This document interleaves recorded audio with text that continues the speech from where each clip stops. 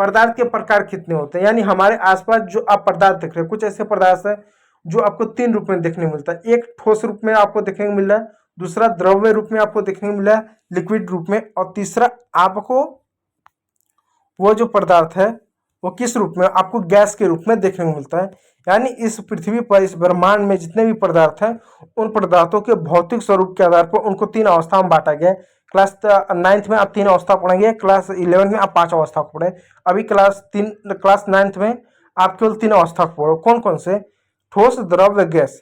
यानी पदार्थ को उनके भौतिक स्वरूप के आधार पर 3 भागों में बांटा गया है। ऑप्शन ए ठोस, जैसे बर्फ देख सकते हो, बर्फ जो होता है वो ठोस होता है। लकड़ी देख सकते हो वो ठोस होता है। किताब है वो ठोस हो सकता है। द्रव्य अवस्था में यदि आप देखो पदार्थ को, जैसे पानी हुआ, दूध हुआ, तेल हुआ, ये सब क्या तरल अवस्था में आपको देखने को मिल सकते हैं। यदि हम गैसीय अवस्था की बात करें तो गैसीय अवस्था में यदि देखो तो जैसे हवा हो गया, ऑक्सीजन हो गया, कार्बन डाइऑक्साइड हो गया अवस्था, कार्बन डाइऑक्साइड हो गया। हर अवस्था की अपनी अपनी पहचान और गुण होते हैं। यानी ये क्या, पदार्थ की 3 अवस्था होते हैं और 3 प्रकार की आप पदार्थ को देख सकते हो। अब आगे देखिए, पदार्थ के 3 प्रमुख गुण। आप जानते हैं कि जो पदार्थ होते हैं इनके क्या अपने गुण होते हैं, क्या इनके क्वालिटीज होते हैं पदार्थों के, ठीक है। जैसे कि एग्जाम्पल तौर पे आप देखिए, जानवरों से समझिए। आप जानवरों को देखें ना, बहुत सारे जो जानवर होते हैं उन जानवरों के अपने कुछ ना कुछ गुण होते हैं। जैसे आप देख सकते हो ये जो चीता होता है वो सभी जानवरों में, जंगल के सभी जीव जंतुओं में वो एक ऐसा जानवर है जिसके अंदर एक ऐसा गुण है कि वो सबसे तेज दौड़ सकता है।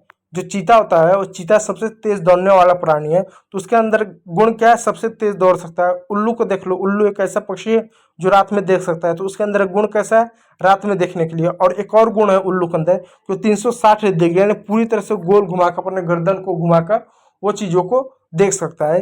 तो कहीं ना कहीं उल्लू के अंदर भी एक देखने की गुण है कि वो रात में देख सकता है। तो हर जानवर के अंदर गुण होता है ना, ठीक उसी प्रकार ये जो पदार्थ होते हैं, जो आपको एक बर्फ दिख रहा है, एक आपको पानी दिख रहा है और आपको एक गैस दिख रहा है, इन पदार्थों के भी अपने अपने कुछ ना कुछ गुण होते हैं। वो कौन कौन से गुण होते हैं उन गुणों को चर्चा करते हैं। अब बात करते हैं पदार्थों के 3 खास भौतिक गुणों की जो हर पदार्थ में पाए जाते हैं। तो कौन कौन से? पहला, पदार्थों के कणों के बीच में रिक्त स्थान होता है। पहला, जितने भी पदार्थ होते हैं उन पदार्थों के जो कण होते हैं उनके बीच में रिक्त स्थान होता है। अब सवाल होता है कण क्या होता है, ऐसा समझिएगा। ये मान लीजिए कोई वस्तु है, इस वस्तु को आप तोड़ेंगे, तोड़ेंगे तो इसके 2 टुकड़े होंगे, और तोड़ेंगे तो 4 टुकड़े होंगे, कुछ समय बाद ये 10 टुकड़े होंगे, 100 टुकड़े होंगे। टूटते टूटते टूटते टूटते एक ऐसा समय आएगा कि ये जो टुकड़ा एकदम छोटा हो जाएगा, एकदम बारीक हो जाएगा। तो एकदम छोटे, एकदम बारीक टुकड़ों को हम क्या कहेंगे?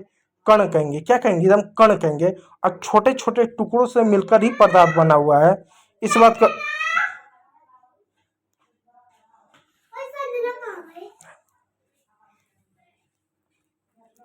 तो उन छोटे छोटे कणों से मिलकर क्या पदार्थ बना हुआ था। तो कण क्या, उन छोटे छोटे कणों से मिलकर बना हुआ है। कण जो होता है पदार्थ के छोटे से छोटे, इतने छोटे छोटे टुकड़े या इससे भी छोटे टुकड़े होते हैं।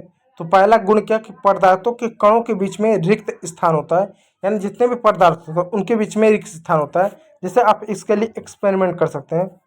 आप एक गिलास लीजिए, ठीक है, एक गिलास, और उस गिलास में जो पानी हो उसको आप माप के डालिए, या तो उसको आकार से माप के डालिए, लीटर से आप कर सकते हो।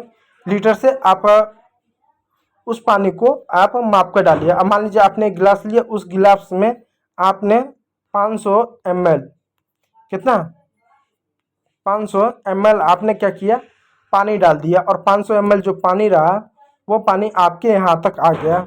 कहाँ तक?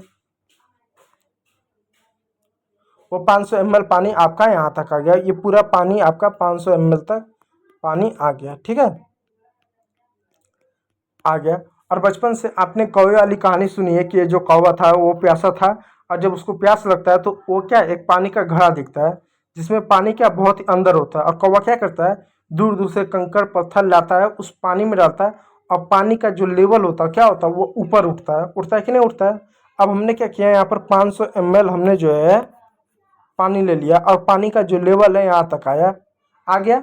अब क्या करते हैं, इस पानी के अंदर हम 2 में से कोई एक चीज़, या तो आप चीनी डालो जिसको आप शक्कर कहते हो, या तो आप नमक डालो। इन दोनों में से कोई एक चीज़ क्या करो, इसके अंदर आप पानी के अंदर डालो।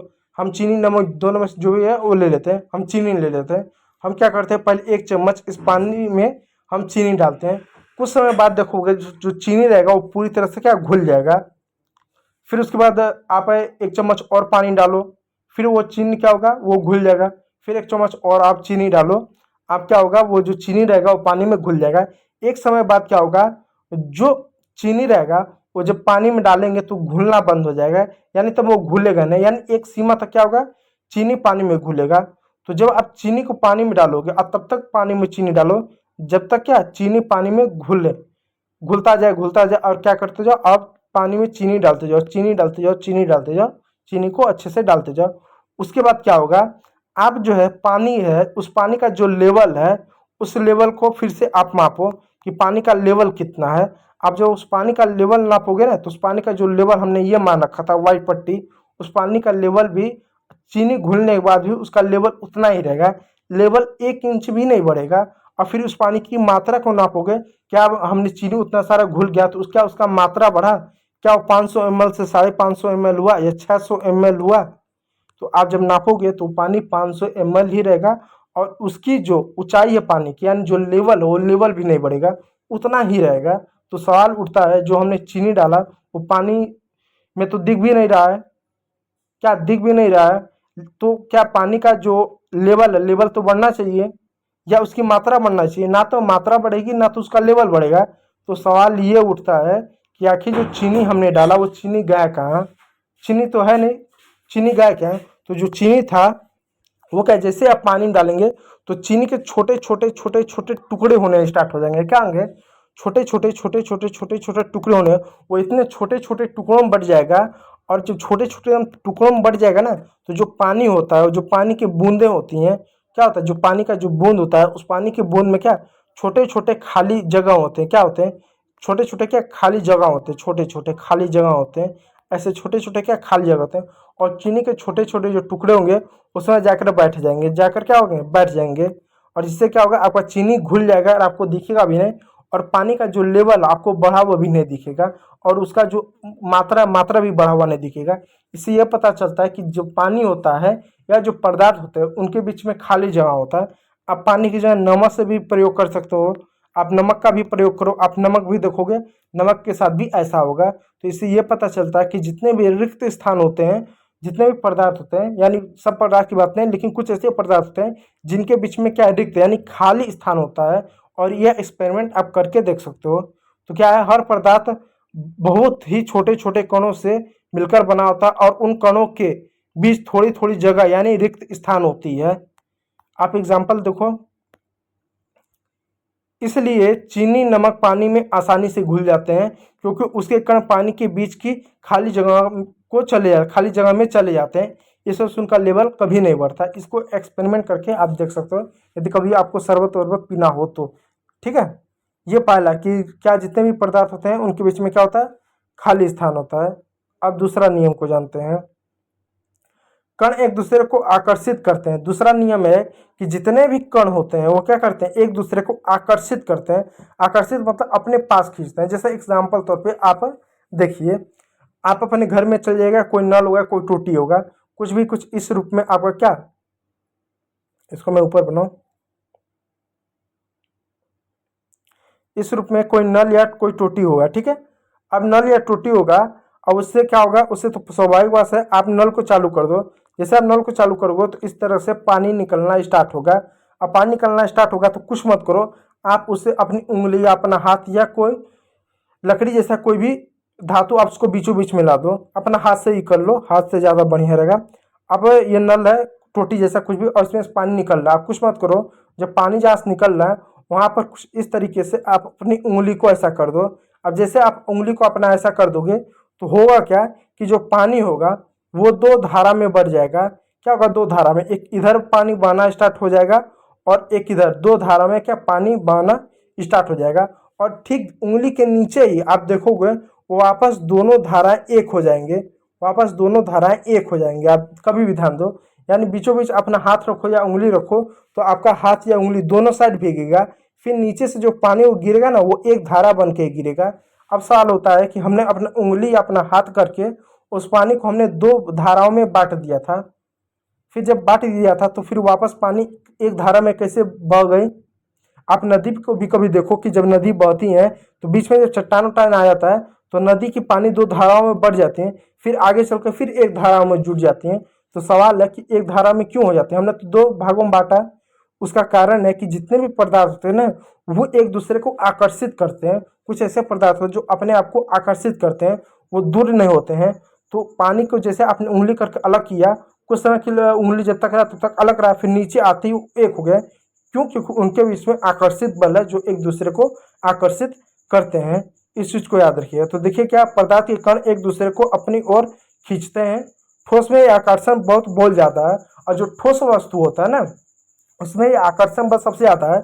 आप कोई भी एक ठोस वस्तु ले लो, जैसे आप ईंट ले लो, ईंट को आप खींच को या खींच खाच कर आप उसको तोड़ने की कोशिश करो कि आप दोनों ओर से खींचो, आप इधर से भी खींचो इधर से भी खींचो, वो हाली टूटेगा नहीं। क्यों? क्योंकि उसके जो कण होते हैं छोटे छोटे वो इतना एक दूसरे को आकर्षित किए हुए हैं कि वो उनको अलग आप कर रहे हो तो हाली अलग नहीं हो रहे। जबकि उसके तुलना में यदि आप लिक्विड ले लो, द्रव जैसा कोई पदार्थ ले लो, पानी ले लो, तेल ले लो, उसमें कम आकर्षण होता है, इसलिए आप उसको थोड़ा आसानी से अलग कर सकते हो। और गैस ले लो तो गैस में आकर्षण बहुत कम होता है, इसलिए आप गैसों को आसानी से अलग कर सकते हो।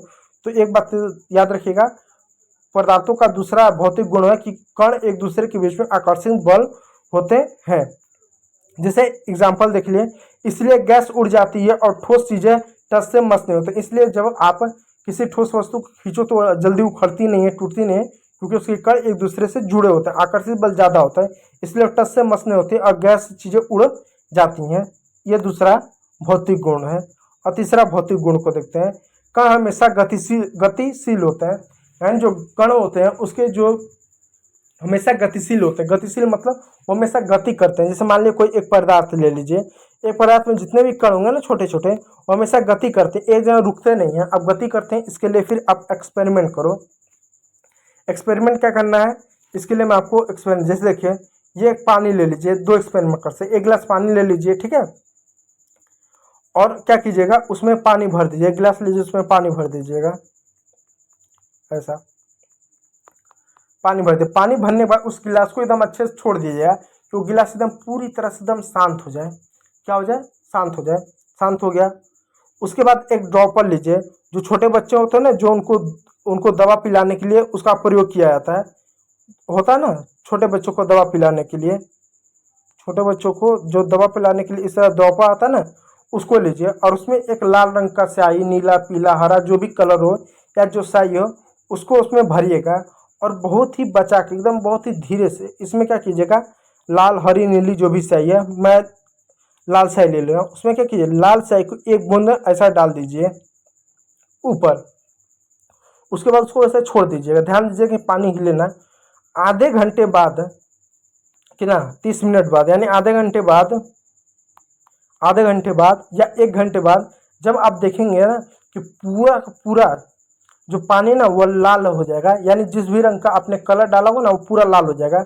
अब सवाल उठता है कि हमने ड्रॉपर की मदद से बहुत ही बारीक से और पानी के ऊपर हमने वो कलर डाला था, अब वो पूरा नीचे से लेकर ऊपर तक आधे घंटे बाद 1 घंटे बाद जितना आपका पानी रहेगा वो पूरा लाल हरा नीला जिस भी कलर का आपने स्याही डाला होगा, कलर डाला होगा, वो हो जाएगा। तो सवाल है आखिर ऐसा क्यों हो गया?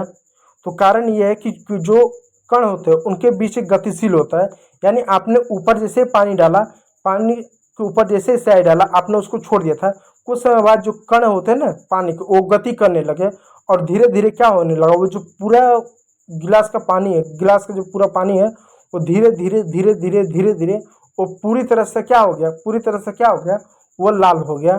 इससे पता ये चलता है कि जो कण होते हैं उनके बीच में गतिशील होता है। इस बात को याद रखिए। देखिए पदार्थ के कण कभी भी स्थिर नहीं होते हैं, वो हमेशा हिलते रहते हैं। ठोस में बहुत हल्का कंपन करता है और जो ठोस होता है ना उसमें बहुत हल्का कंपन करते हैं, उसमें ज़्यादा गति नहीं होती है।